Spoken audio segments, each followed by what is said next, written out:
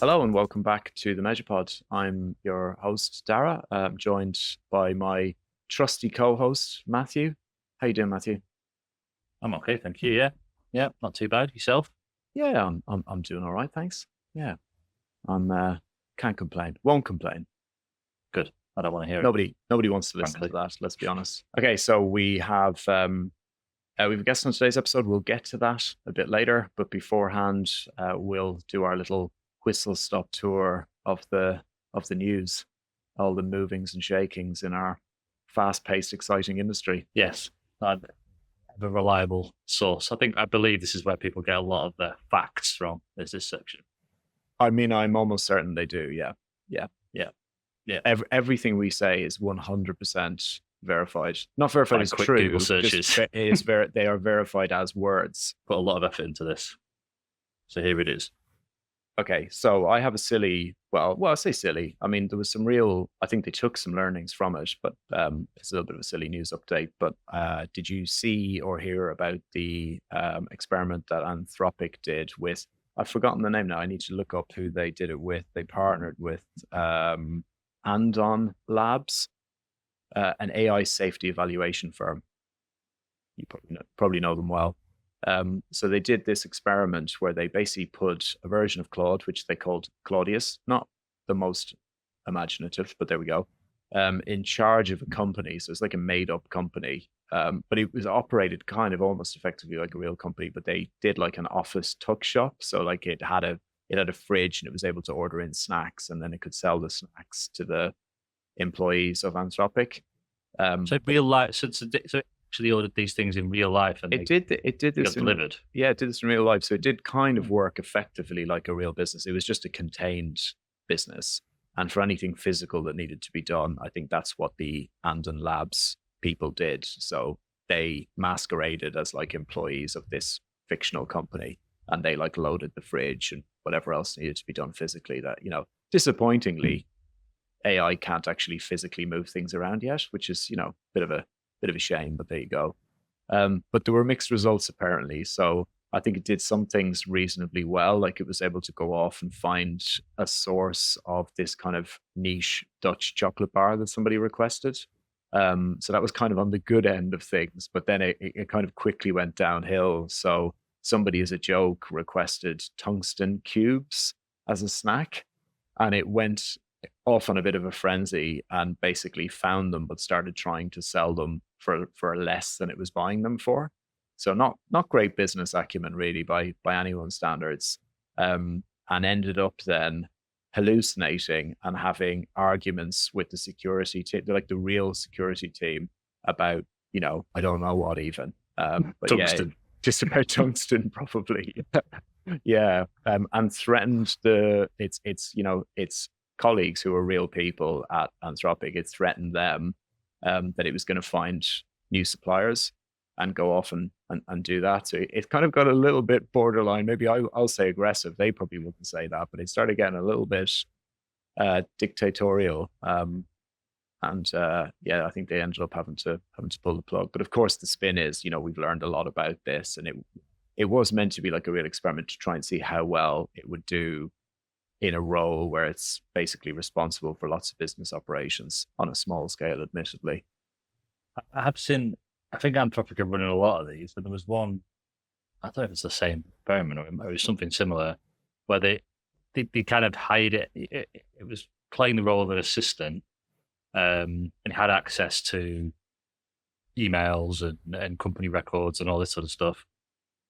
And they wanted to see what would happen if they threatened to turn it off, like to say, like, we're taking you out of the loop, we don't need you anymore.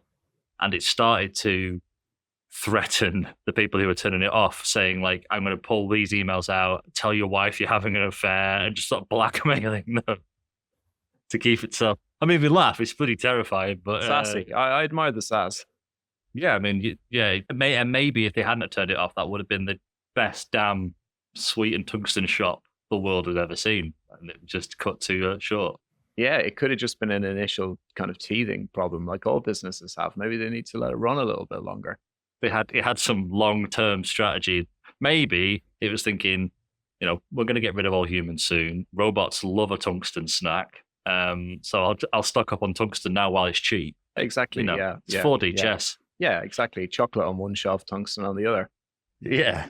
Cover both customer bases. Yeah. That was the other thing it did as well. Apparently it said it told some of these real people that it was communicating with. It said it was going to meet them with it, and it was going to wear a blue tie and a red hat or something. And they said, you can't do that because you're an AI. And then it got really angry. But I wish I was involved in this. It sounds like a lot of fun. So for all these people, hijinks, doesn't sound like work, does it? It basically does. Computer with a tie on. Exactly. Sounds brilliant. But for all the talk of like AI stealing this job and that job, if you're a worried, rich, powerful CEO out there, don't worry. I think your job is probably safe for now. If you're a tuck shop owner, don't worry. It seems that you're pretty safe for now as well. But if you're in the tungsten snack market, watch your step, watch your back. Yeah. Okay. Any serious stuff? Any real news? This is in the order of the same order of ridiculousness, but in a slightly different space. But Meta have been poaching OpenAI engineers or top engineers. I don't even know if they're top engineers, just anyone who's got an OpenAI badge. There. Yeah. With £100 million sign-on bonuses plus more than £100 million annual compensation packages, which I just can't quite fathom that amount of money. And I think from what I was trying to look up a second ago, like, because some have jumped ship now, obviously. I'm waiting to see if sorry, Measure Lab, but when they phone me and offer me 100 million sign-on bonuses, you're gone. I am going to go. Is this your on-air resignation letter? Well, I'm going to wait for the 100 million first. You're storing it there as like a safe for safekeeping. Yeah. Yeah, I know that Zuck does listen. So hit me up. No, but I just can't. I think the whole of one office, one of OpenAI's offices, like I feel like it was somewhere in the Nordics, went just up and walked out.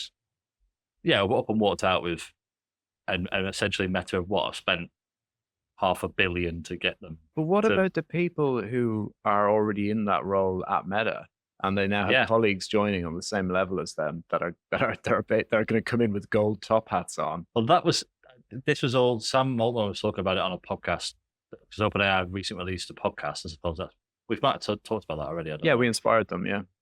Yeah. But he was talking about it there, and he kind of made the same point. He was like, he doesn't know if that builds the right culture of a team when you know that all these people are coming in, like you say, twirling a cane and lighting giant novelty cigars with wads of burning cash. Yeah, I mean, it seems like it's all out war out there. Meta's trying to catch up desperately because they clearly see that's where things are going. And you kind of like, I can't believe I'm actually saying this, but you can kind of get it from their perspective, that money is probably a worthwhile invest. They've probably worked out that that'll, if they can get an edge, that'll repay itself 100 times over. But it's kind of really showing your hand though at the same time, isn't it? There's no kind of like subterfuge or like having these kind of clandestine conversations with their engineers saying, come over here and work with us. It's just an all out here. We're going to do this publicly. Come on over, join us, because we're terrified and we know we're being left behind. Most of the people who are senior have a stake in that company, and they potentially have a much bigger payday down the way if they keep sure they're going in terms of winning the AI race. So yeah, I just thought that was bonkers and wild, and in a different universe to absolutely where I live. Yeah. And then I have one related to Zuck. WhatsApp are going to start advertising. A long-held promise to never have advertising. WhatsApp is being broken, and this they're is going what to happens. begin advertising. This is what I don't quite know. You're going to have. There's three main pieces, I think. So you've got this. There's like channels you can get in WhatsApp now, which I never use because I'm old. But you can like sign up to look at your football team or to whatever influence, and they send messages and pictures in WhatsApp. Exactly. They're going to start advertising in there. So they're going to be promoted channels in there. They're going to start the status things. So this is something I don't use either, but you can have like a little status that has pictures in it that you can sort of flick through. They're going to start putting ads in there, I believe. And then something to do with channel descriptions. So, but yeah, going to start being peppered throughout the WhatsApp experience. You know where it's going to end up? Have you seen the new Black Mirror, the latest series? Have you seen the one where she gets the chip in her head? I can't remember why now. Yes. And then it's like she has brain tumor. And, yeah, she's brain tumor, yeah. And she starts broadcasting ads. It's going to be that. So you'll be texting your other half, saying, you know, what do you want for dinner? And then an ad's going to pop up saying, get your tungsten squares over at Claudius's tuck shop. Or they'll just reply, because you aren't on WhatsApp Super Plus Pro. Yeah. They'll just reply, I want to eat tungsten, and you'll think it's from them, and you have to opt out of that. Why is she constantly asking for tungsten? I don't get it. You've got piles of tungsten at home. I keep bringing it home. You never eat it. You're not eating it. Yeah. Yeah, so that's where it's going to end. It's going to, you know, they say now it's only in the channels and all the rest of it, but you just watch. It's going to be, you know, inserted into people's conversations, which is going to be really creepy. Have we got any news that's less dystopian? We've let off three pretty dystopian. I don't know. I'm quite enjoying this fear mongering of saying this is definitely going to end up in your private, supposedly end-to-end encrypted messages. Yeah. Yeah, that may not happen, but you know, I do like to be dramatic. The only other thing, there's probably loads of other stuff that's happened. But VO3, the latest video model from Gemini, is available to everyone for preview now in Vertex AI, and this is the one that this is the really kind of crazy looking one that lets you add speech as well. So I mean, there's loads of these videos going around at the moment, and it's mad. Yeah, there's like, caught myself falling into the trap with them a couple of times on YouTube where there's this series of some stormtrooper doing vlog diaries to himself, like stormtrooper on Death Star duty or something, and he's just sort of walking along talking about his day. And I like watched two of them, and then I thought, wait a minute, this is what am I doing? Well, first of all, what am I doing? An adult father of two, I shouldn't be spending my time watching crappy AI videos. But I didn't realize it was AI for a while, and then I was like, yeah, scary stuff. This is gonna get churned out more and more, and I think you can see it. You can see it on like most of the sort of social platforms, LinkedIn, and apparently TikTok is full of them. I don't really go on much else, but yeah, it's very impressive, very cool looking, but also terrifying. So obviously going to be misused and deepfakes left, right, and center. Yeah. I mean, they do have the guardrails in there, don't they? Because I've even, you know, I'm going to make a confession on air here. Not that I'm trying to infringe on trademarks or do anything like that, but you know, sometimes you're trying to create a silly picture or something of one of your friends looking like Kermit the Frog or whatever, and it doesn't let you. You've got sketchbook after sketchbook of Mickey Mouse sketches that you just do for Disney ever gets hold of that book. Listen, what I do in my private life is my own business, but it doesn't let you. It doesn't let you do that. It'll say, you know, I can't. It basically doesn't let you infringe on copyright, even if it's for your own personal enjoyment. So, but people seem to find ways around doing that. So I think, you know, if the technology's there, people will find ways to use it to create all kinds of deep clearly debates. People are doing it. Yeah. Disney is doing Midjourney, aren't they? Because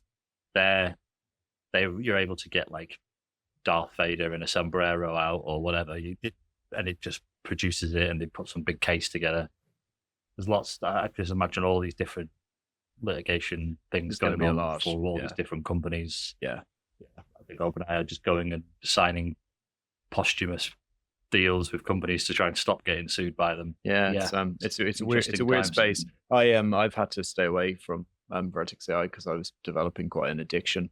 And you know, then I realized it actually costs money, so I had to stop. I had to stop playing with it for, you know, silly use cases. But it is fun, and I would like to, you know, play around with VO3. But we'll see. Anyway, see how much copyright infringement you can do with VO3. Exactly. Here, how's this for a segue? So one of the reasons why we the news themes, I don't want to downplay it now. They were good news items, but you know, they're maybe not the kind of full levels of journalistic integrity we'd normally aim for. Part of that was because you were busy doing the webinar that we did previously mention. So that's available now. It's live on YouTube. That's not the right thing to say. It's not live on YouTube. It exists. It lives on YouTube. It exists on YouTube. We'll put a link in the show notes. So if you didn't manage to sign up to the webinar, don't worry. We'll share a link to that. You can check it out, which was all about using a composable approach to avoid some MarTech madness, which was the phrase of the webinar. If you want to know more about that, you have to watch the webinar. So on to our guests. So this week, we're joined for conversation with Denis from Stape.io. So Stape are a really, really cool business, actually. Denis is one of the founders, but they make implementing and making use of server-side GTM as easy as, in his words, as easy as a click of a button. So yeah, it's an interesting chat with Denis. Matt, you've probably got a bit more experience with using Stape than I have. So maybe you want to add a little bit about the conversation. Yeah, it's when server-side first came out, and clients came to us asking about it, there was the consideration of you have to kind of know scalable cloud architecture. And most people who will make use of something like server-side are marketers and the marketing teams. So the two skills didn't really mix. It was always a big bit of weighing up and soul searching to think how much you really need it in order to give yourself this additional bit of technical debt. But Stape abstracts that away and kind of deals with the management of all of that architecture for you, including the scaling and the all of that good stuff, plus a lot of other value adds and things on top of it. So we are partners with Stape. So it was really interesting to talk to Denis, hear about the beginnings of it and where we see things going.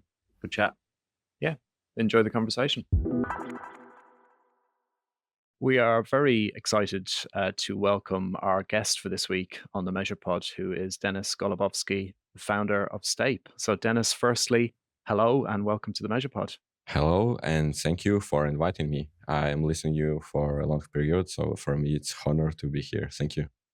Oh, well, brilliant. We're delighted to have you. So you'll know this as a listener. So first place we always start is just getting the guests to introduce themselves to our audience. So this is your chance, really, I guess, to give us a little bit of background about you and about Stape. So yeah, I am a co-founder of Stape, and currently what Stape doing, it's server-side tracking. Basically, we provide hosting for GTM, for server-side GTM. And about me personally, I was born in Ukraine. Now I'm living in Spain. I always was like a backend guy. Like I started in university, like with managing servers at first. Then I started to develop something for these servers, and then I became working in startups for managing servers. And then somehow I was with my partner created a company called Stape, and really happy about this. It's short about me. I'm not surprised you're happy about it, because it's obviously it's growing quite quickly, which I guess brings its own, that's obviously a great thing, but it must be challenging as well, because it's been going for, is it like 4 years, 5 years, something like that? 4 years. It soon will be 4 years this summer, actually. Yeah. But you're growing quickly. Yeah, we're growing quickly, and the big part for me is also during these 4 years, my child was born. So for me, it's like growing, my family growing, business is growing, and it's like all together. You don't look as stressed as I would imagine you would. Sometimes yes, but actually it's funny. But when kids not sleep at night, sometimes it helps me to work on different markets. So I can respond to emails or have night calls easily, because I'm really easy to wake up at any time at night. So it's somehow also helps. You look to be all over the world, all over Europe anyway. A lot of different events as well. Yeah, I try to, like a Stape overall, try to sponsor all community events. It's mostly because I really like community, measurement community. I come to measurement from different niche. Like I said, I mostly was like backend developer, and developers community, in my opinion, not that to get like tied together. There is much huger events that are more like classic events or conferences, where here in measurement you have measure camps, which is like, for me, is like very great events. There is other community events like analytics summits or like there is a bunch of events that not like conferences but more unconferences where people just talking, and they really helps me to get feedback about product, about what's happening on the market, and I try to go there to come and listen what people want. So you mentioned state briefly there about like it's about server-side GTM. You go into a little bit more detail about like, what is the unique selling point of state versus just going and just trudging through the documentation and setting up your own server-side infrastructure? Like what makes state? I think the idea was simple, and still it's like we try to not change too much from the initial idea.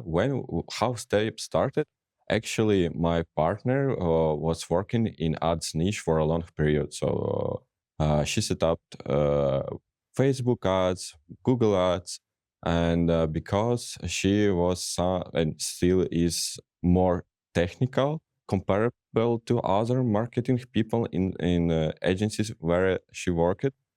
Uh, she often had tasks about configuring GTM, like web GTM, and configuring tags or Klaviyo, Brevo, all this stuff.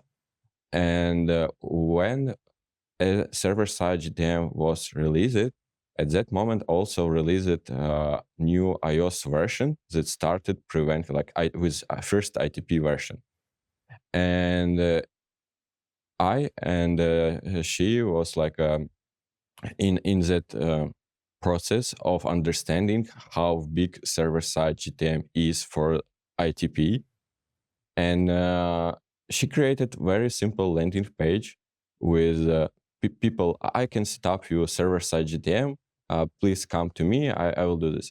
But when first customer come and asked for configuring server-side GTM, she understood it's much more technical than she expected. And that's why she wrote it to me. Can you like help me? I know you're a server guide. This is something from about servers. Can you help me with this? So I helped, and when I started to like at first time when I read the doc and implemented through like Google official documentation, and I want to add that now Google documentation is much better than 3 or 4 years ago. 4 years ago it was really there was nothing to read. Actually, there was one landing page with a little information. Use the script to run the server, and even for me, it was like relatively not that straightforward and easy. So in the end, I configured it for this customer, and we very fast understood that marketing people do not do this. So no way that like a person who configure Google Ads or Facebook Ads will set up these servers. So our service for people who set up Facebook, Google Ads, other ads, or Google Analytics also, and they want to have server-side tracking, but do not have any like a developer team or DevOps team who can configure these servers for them. And for these people, we have very big green button, deploy server for me, everything will work. And that's how everything was started. Then, of course, enterprises start to ask for specific features. We start to adding more enterprise features. But initial idea is still the same. We're creating green button for deploying your servers. Yeah, I thought that rings true to kind of our experience as well. When server-side first came on the scene, we're a marketing analytics consultancy. We were straight in exploring and playing with it, and the realization pretty quick was like this sort of cloud architecture piece just does not align with pretty much anybody in any of the companies or clients that we were talking to. They just don't have that in the marketing team. And more than that, even if you get the initial setup and you get it created, people just think okay, I've done it, I'll walk away now, and that's done for life, but not thinking about all the other complexities that come on top of that in terms of scaling and monitoring and all of the additional costs and tweaking and value adds. It's a really big job. So how much does a if you're if you're a typical marketer and you want to just come to Stape and just make this headache go away, presumably, I know you say about the green button, but is it really that straightforward? They must have to have some input into the process. So how technical would it get for a marketer if they say, "Great, I want to use Stape for my server-side GTM"? You need to be on the same level like with WebGTM. If you can configure WebGTM, like configure GA4 for Google, for add to cart, for purchase, for all these events, then it will be enough for you, like it's enough knowledge to set up a server-side GTM with Stape. The hardest part, actually, what we see is configuring custom subdomain. And from our understanding, it may be even not because people do not know how to do this, because usually marketers already used to do this for email campaigns. All email campaigns already have this subdomain configuration for years, and most of people know how to do this. But the hardest part to get access to this domain. So you need to find the person who owning or have permissions to edit subdomains. I think for in reality, this is the hardest, like the longest part for configuring server-side GTM servers. But otherwise, if you familiar with web GTM and know what you do there, then there is it will be relatively easy for you to configure server-side GTM with Stape. And then with the scaling part, is it kind of, can they still just leave it alone and that just gets taken care of? So if things change, they don't need to be the one to, say, oh, the website's grown, or we've got more traffic, or we've changed this or that or whatever. That bit's all taken care of behind the scenes. Is that right? Yeah, that's correct. So actually, we have two options. We can stick if you want to not pay more than $20 per month for servers, you can pay $20. And if you have spike, we still will handle this. But if for any reason it's very big one, we start to sending you emails. Please visit your account and check if you want to scale your servers more or do something. Or most people choose another option. It's here is my credit card. If you need more money, please charge it, and we will handle everything for you. So most people choose this. And actually, on Black Fridays, we usually have a lot of new clients because their servers down on Google Cloud. And we for us, it's a best kind of a best part of the year, because during this week, we migrate thousands of clients to Stape because they don't know, some of them are just new, some of them don't know how to scale servers, some of them run on Google Cloud. By default, you install not production server, but you install test server. And most of people, they not realize that they're installing test server, not production. And that's why a lot of these test servers down through these days, and these people start to migrate to us. You just click green button and servers running and manage it for you. If I'm not mistaken, it was a couple of years ago that US Central 1 for App Engine went down for server-side GTM, and people just lost around Black Friday, right? And they just lost their data completely. Yes, and we at that moment moved few enterprise. For us at that moment, it was 3 years ago. I think it was first year of Stape. We were not that famous like now, and for us, it was really great period because in Measure Slack, people started to complain about this issue. And I started to respond them all of them. Just come to us. We will do this in 1 second. Everything will work. And again, how this works? We actually overpay 3 times for servers at that period.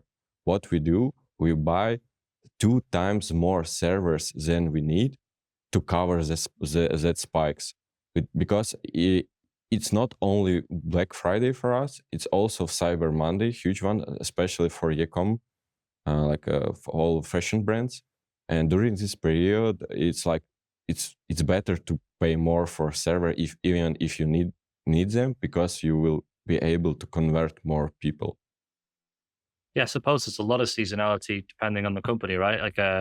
Like a holiday company might be before summer last minute deals, or an energy company whenever the new budget comes out or whatever. You kind of got to be ready to scale for all of those types of customers. Yeah, and I want to add that affiliate networks is also very interesting, guys, because sometimes, for example, you shop that you have, I don't know, for example, 10,000 of clients each day. But then you go to Avin or to CJ affiliate network and start and say, bring me, I don't know, 5,000 new people per day. And what they do, they in like 10 minutes bring you 5,000 people. And it's the hugest like problem for people, because you need to scale very fast, because actually in 1 minute you can get 1,000 people. And what we often see, if your shop on WordPress hosting, some classic one, it's very often that hosting is down and you losing money from these affiliates redirects. So it's like a very interesting problems with this affiliate guys usually. So sorry, this might be a basic question, but I guess if I'm asking it, then maybe some people who are listening might want to know this as well. What's the difference? Is it still running, if you go through Stape, is it still running on Google Cloud servers, but they're your own ones that you're securing, as opposed to if you just one of all of the people who are on the kind of standard server-side GTM, or are they different servers that aren't part of the Google Cloud infrastructure? Understood. So we have two options. We have Stape Global, which is US company, and we have Stape Euro, which is Euro, like an Estonian company. And if you go with Stape Europe, then this is Scalaway servers. It's like hosting provided called Scalaway, and we run servers there. If you go with Stape Global, then we use GCP. And what's the difference? It's like we do not use Cloud Run or App Engine. We basically buy like servers and manage them on our own on Google Cloud. I suppose that's to get around, if you're working with some larger enterprises and things, it's to get around people being shaky about working with US companies or engaging with US companies or storing data in the US with the likes of Google. Yeah, it depends on market actually. For of course, in European guys look like more European servers and everything, especially banks, insurance companies. They in our we have pretty robust data processing agreement in EU because of how many like these kind of enterprises come to us and ask for changes, and all of them ask to not include any data processor not in EU. So that's why we use fully European everything for that company. And that's why we have completely separate company only running in EU with different data processors. So could that be a reason why, so could a company who maybe have the skills internally to do to go down the normal server-side GTM route, they might still come to a company like Stape for that reason as well? Is that right? Because that wouldn't be the same as if you went with Google. You wouldn't have that. You wouldn't have those same kind of restrictions to where the data is held and processed.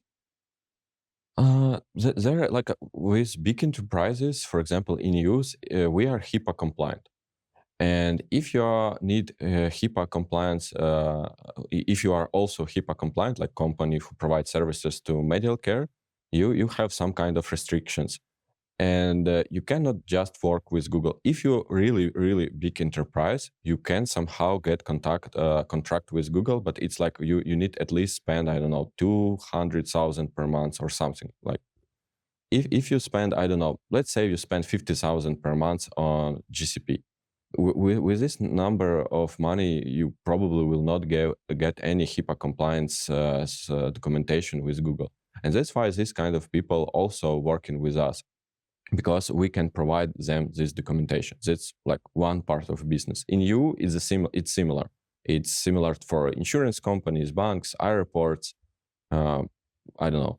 And other part of the business, let's say you are classic offline store with, I don't know, let's say you are Zara, for example, and your developers developing your website, they do not want to do something with servers for SGTM. Why? Because they have pretty huge backlog. And even if you put to them a task, please create me server-side GTM with first-party domain in first-party mode, but with same origin, maybe they will do this, but not now. It's like it not today. It can take 1 year or more to get this task to be done. And these companies in the end come for us for temporary solution. But as you know, temporary solutions, it's like for all time solution. So yeah, I think we see that wider, not just in say server-side GTM either, just the centralization and ownership of and governance of data in large companies becomes really restrictive for like a marketing analytics team who want to do this thing, but it's got to enter into this more bureaucratic bit of red tape to get what they need out of it. Just feel like giving a bit more power to those teams to build what they need and engage with like Stape or a Measure Lab or a whoever to own some of that data would be really useful, especially with the pace with which things are moving at the minute with all the AI and all the rest of it. I was going to change direction slightly, and maybe we should have started here, but I don't know. But I'm imagining now somebody sitting in some company somewhere, and they're the analytics person. They're the one who owns it, and they look after everything from GTM through to getting the data into BigQuery, etc. And they're thinking like, do I need this? Do I need server-side GTM? What would you say are the main reasons and benefits that people do go and engage and say like, yes, we need to get server-side GTM and we need it tomorrow? What do you get out of it? Oh, it's often asked question, but it really depends on the market. For example, in EU, most people from our experience use it for better regulations compliance. Or second, like position in EU, it's to have more reliable analytics to stitch people properly. So the returned visitor will be recognized after 1 month if you use server-side GTM. If you use only web GTM, this returned visitor after 7 days will be not tracked as the same user. So this is 2 main reasons in Europe. On other markets, let's say in USA, it's more popular to track more data, like user emails, surnames, names, addresses, whatever. Of course, you can do this with web GTM, but I don't know why it's happening like this. People start using SGTM and then start to collect more data through it. Also, they connect some CRM systems. I think in EU, more people use hosted versions of products like WordPress, Magento, Shopware, this kind of solutions. In US, it's like Shopify, really high percentage of all the stores. And again, from Shopify, it's really to send more data if you use SGTM. It's literally one button click and you start to send all this name, surname, address, etc. So in US, it's about gathering more data, have proper attribution, and pay less money for ads. On other markets, like there is thing about ad blockers. In some countries, there are ad blockers is very popular, especially in gaming industry. It's not only about casinos, but also about kids games. So imagine you developed some web game with ads and kids playing this game. Kids very advanced on configuring web browsers. They easily install ad blockers, and these guys lose a lot of money on these ad blockers. So for them, the main factor is to use server-side GTM for bypassing ad blockers. Also, we had really interesting case study about Raspberry Pi Store. So it was not official one, It was like resellers in some country. But basically all nerds who come to their website had ad blocker. And that's why they, after installing server-side GTM, they started tracking 37% more customers because they like bypass ad blocker. So it really depends on what you want to achieve. But I think the main use cases I described. That's interesting. So the nerdier your target audience with ads, the less likely you are to hit them because they're all protected up to the hilt with ad blockers. Yeah, exactly. For example, in Europe, a shop like a standard e-commerce platform shops, they not really need to bypass ad blockers. Of course, if they bypass, they will have more data, which is great. But the percentage is not the big one. So people usually go there from iPhones or like from phones.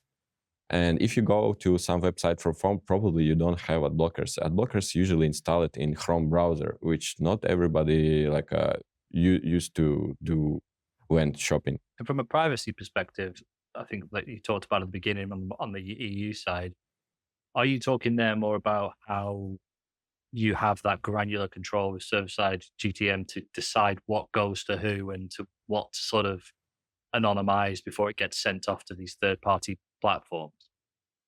Yeah, so for example, if we're talking about airports, some of countries have very strict policies of what airports can do with the data of their customers. And for example, if you like very strictly not allow it to send IP addresses, that's most common, then you need some kind of proxy that will remove these IP addresses. Is there any particularly novel or cool use case you've seen somebody put together via server-side GTM? Because, for example, like we've played with stuff like data enrichment and this idea of being able to grab a load of information about products out of a document database and enrich that on the fly and things like that. Is there any sort of really interesting and novel things you've seen people do with this technology? Actually, yes. People who has apps and websites and want to do cross-device tracking, it's very popular to use Firebase or Step Store or any other store for stitching customers. Also, now it's more popular to grab data from CRM systems. For example, we created text for few enterprises for Pipedrive, HubSpot, Salesforce. So on server-side GTM, when you had like classic setup, you have a page with web form. You fill their information, click submit, and you like gone from this site. After some time, you receive email or phone call. It depends on the market, but let's say you receive a phone call. After phone call, we market like manager market you are converted in a CRM system. After this, you need to somehow send this information back to Facebook or Google Ads, because what people usually do, they say, oh, I fill it web form, click and submit, this is conversion. But it's not really conversion, it's like interest of the person. Real conversion can be or not after like this next step. It can be click on email, it can be phone call, or whatever. And to stitch this kind of conversions, people very often use store, and we see it more and more popular. Thankfully to Meta and Google, they starting promote this two-step I don't know conversation. And for mobile devices, it's the same. So if you like submitted form or scanned QR code, you need somehow then track this person in the app. It's also we need some store to stitch these people.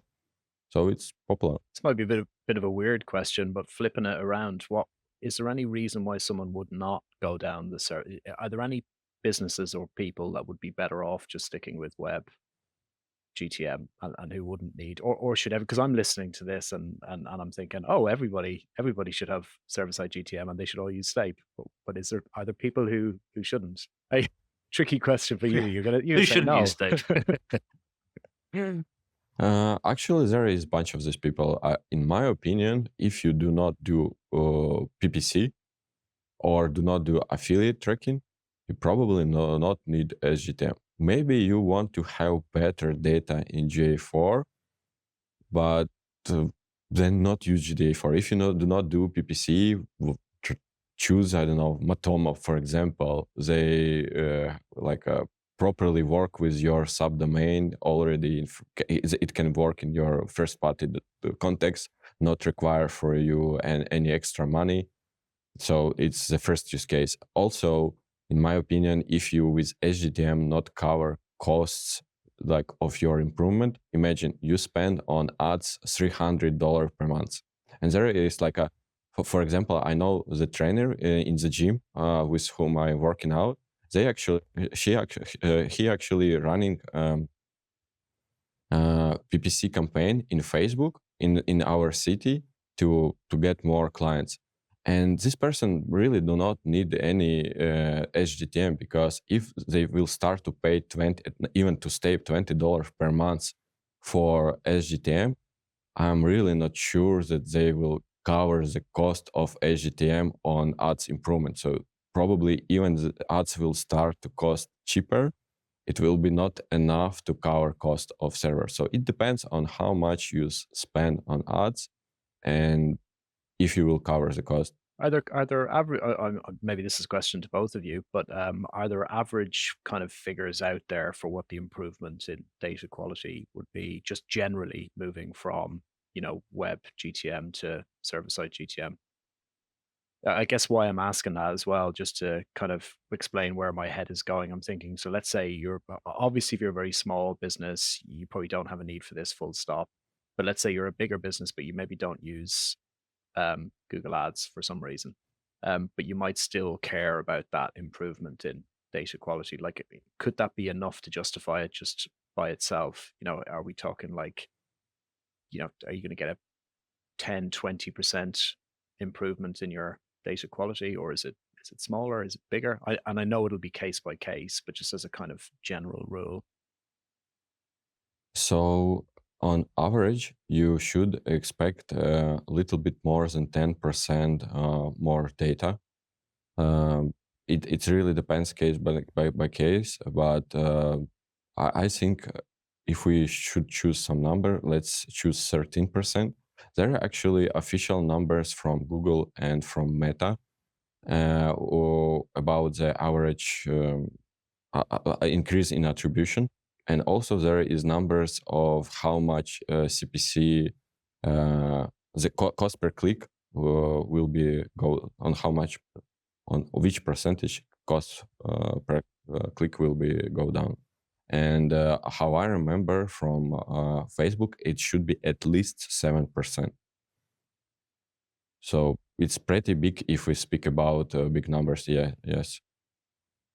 I suppose it's easier because you could obviously make the argument, like you say, Dara, that I want to improve data quality, or we've got a project that we're really shoring up on data privacy and security and making sure that everything is really ship shape. But I think the easiest, I suppose, like you say, Denis, the easiest one to point to is like, I can see more clearly my conversions, because that's money at the end of the day that you can kind of point to. So unless it's a very dedicated project to do just that thing and it's nothing to do with ads, and you're happy and willing to spend that budget on just improving data privacy, I suppose it's a harder sell internally to do that, maybe. Yeah, and also, for example, for me, it was interesting that some organization, not like a Red Cross, for example, they try to be in policy not gathering data about their customers, for example, and they also try to reduce how much information they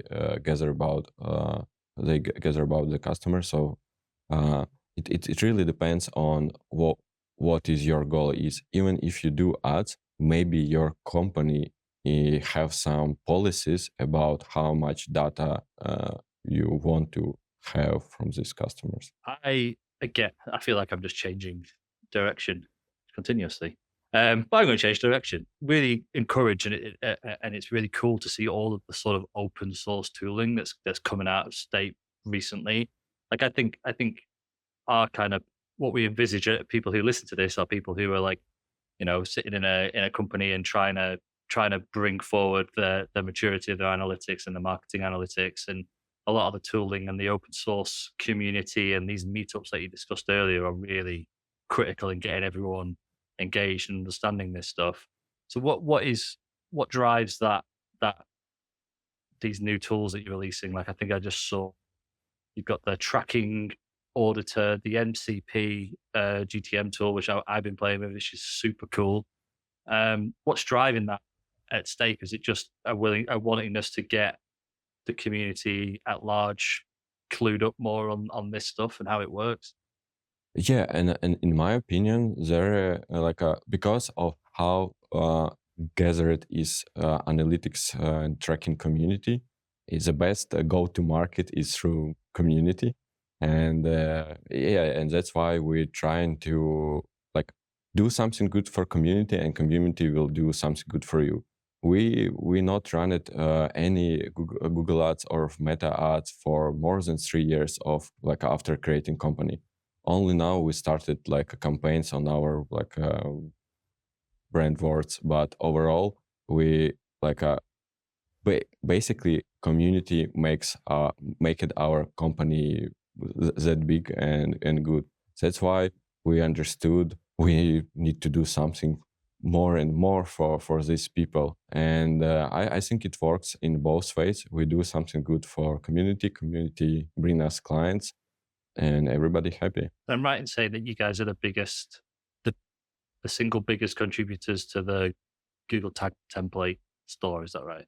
Yeah. Currently, Cool. it's around 85 or 85 templates. Yeah. So are your ideas, how much of your own, because obviously you'll have your own ideas for your roadmap, but you just mentioned there, this real double benefit of like putting tools out into the community and getting their feedback. So are a lot of the ideas for what Stape will do next, are they coming from requests that you get from customers, or I guess it's probably a mixture of both? It's definitely a mixer, but how it look like? We have pretty big support team, and because for all customers we provide support for free, even if you not use Tape but use our tech template or configuring our plugin. Even if you use Google Cloud or something, we will respond you and we will explain you how to use our tools.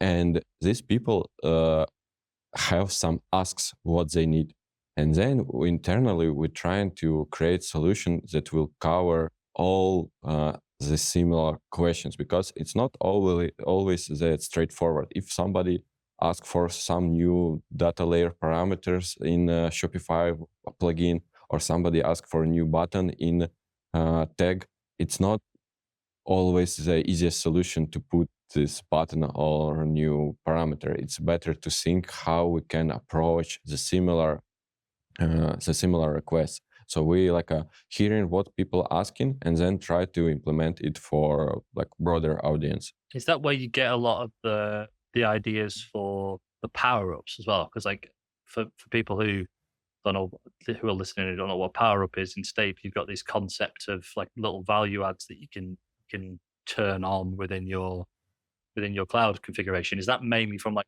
requests from a company saying we really need this thing, and you build it out and think, well, everyone would like this, and release that? Yes. I think most of power ups come from our partners. It's from relatively bigger agencies. They usually, if we had requests from our big partners that need this for, I don't know, 100, 200 of their customers, we at least need to listen to this. And overall, yeah. So I think the few first one power ups was like completely created by us, because why not, on the first year of Stape, and then we all other power ups was created on feedback. Denis, I often ask people this when they're kind of running a business that's quite reliant on Google, which includes our own business actually at Measure Lab, where we're kind of always relying on knowing what's around the corner or having an idea. And at any point, Google can obviously change the rules or completely upend the market.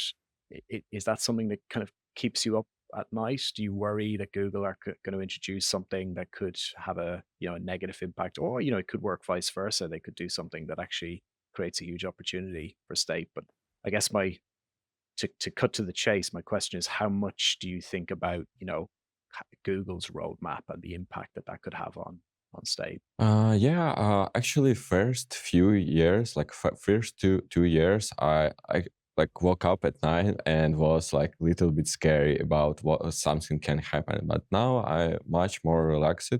Why? Because we have few other products. For example, we are having Meta Copy Gateway, which is pretty popular all around the world, and thousands of clients use it. So even Google will do something for SGTM. We already have other product which is popular. Also, we have TikTok gateway, Snapchat gateway, and we also have wrapper to Google first-party mod. It's called now Google Tag Gateway. Also, they now all of platforms have the similar naming, like Meta Copy Gateway, Google Tag Gateway. And for example, Google Tag Gateway cannot work on Shopify websites, where our solution for like a similar solution to Google can work on Shopify. And we not think that it will, like these copy things will disappear someday. Even, for example, Google will do this. Not look like Meta, Snapchat, TikTok, Pinterest, LinkedIn. All of these guys will do this. So many companies invested in this, and not think that it will go on very fast.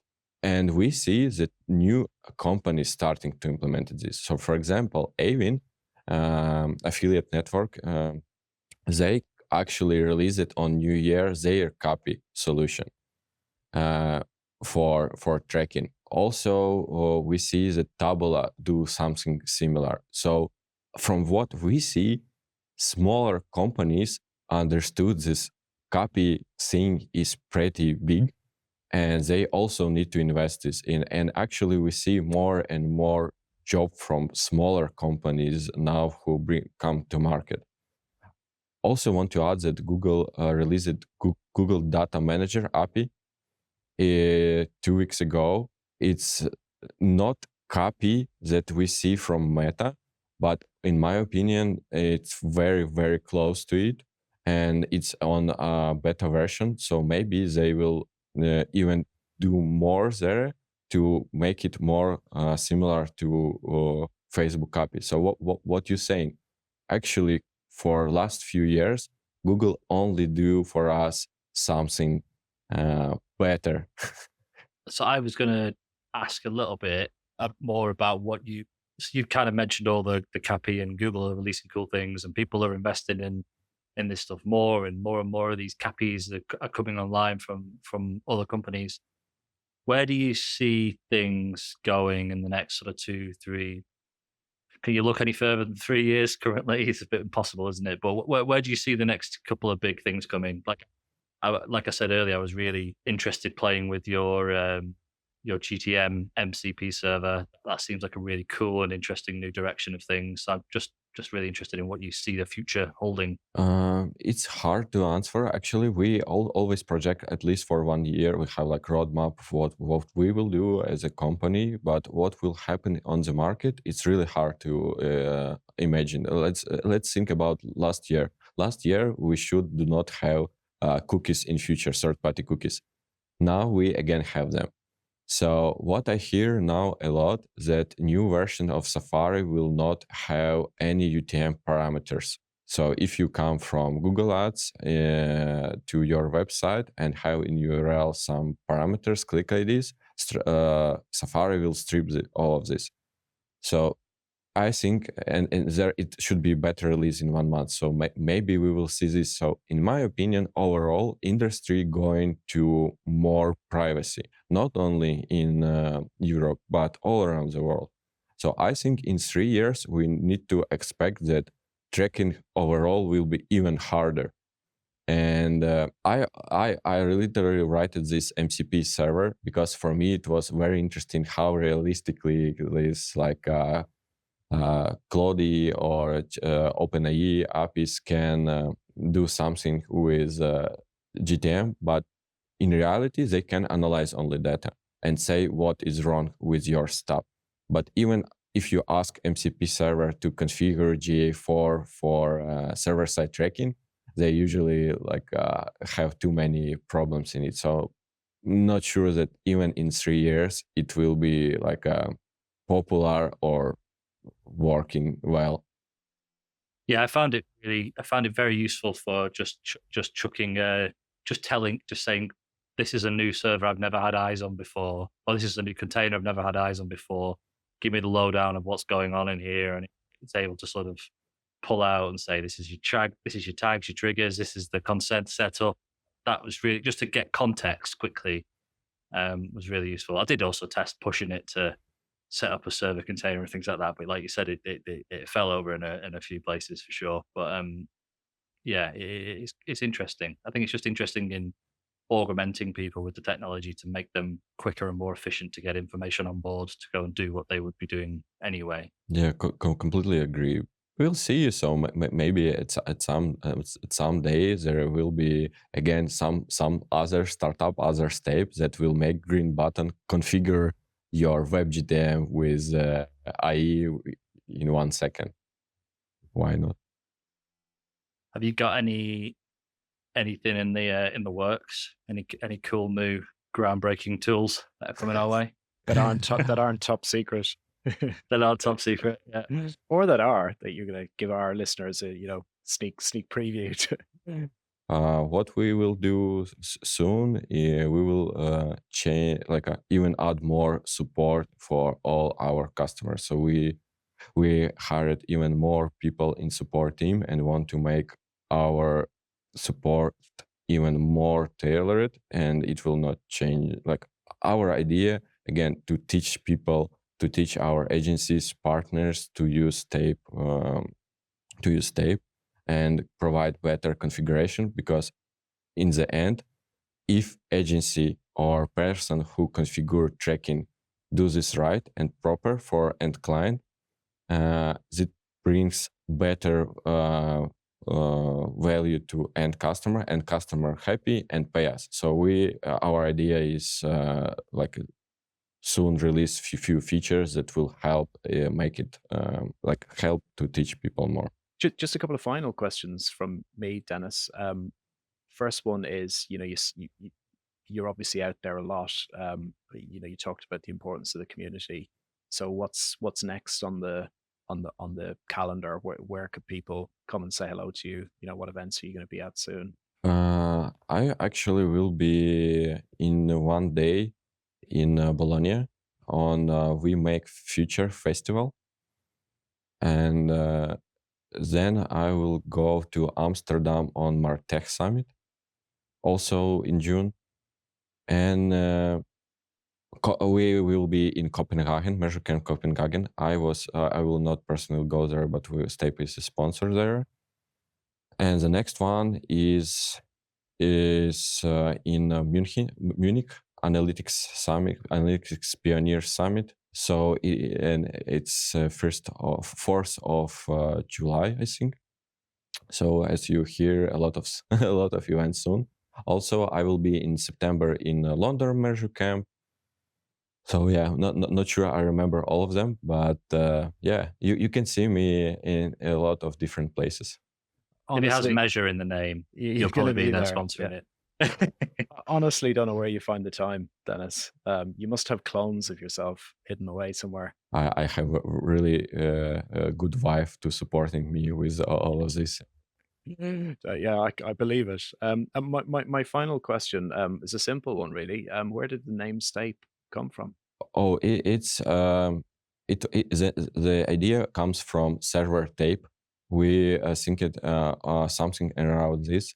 And actually, Stape previously was called, the first name was gtmserver.com, but too many people think we are some kind of scam or something, because domain was really GTM server, and everybody what is this? And it was harder to Google, so we renamed company very fast. It was for 7 or 8 months, and then we renamed it for Stape, and we tried to find some nice name. And Stape was Tape was a great solution for us. Something at that moment we also thinking that server GTM helps with stitching people between sessions, and that's why it was like a stitching, tape, something like this, and yeah, makes sense, and I think it was a good decision to change it from the original name. Amazing. I think that's a great place to leave it. Really, really good talking to you. It's been a really enjoyable conversation. So thank you again for agreeing to come on and talk to us. thank you for inviting. Yeah. That's it for this week's episode of the Measure Pod. We hope you enjoyed it and picked up something useful along the way. If you haven't already, make sure to subscribe on whatever platform you're listening on so you don't miss future episodes. And if you're enjoying the show, we'd really appreciate it if you left us a quick review. It really helps more people discover the pod and keeps us motivated to bring back more. So thanks for listening, and we'll catch you next time.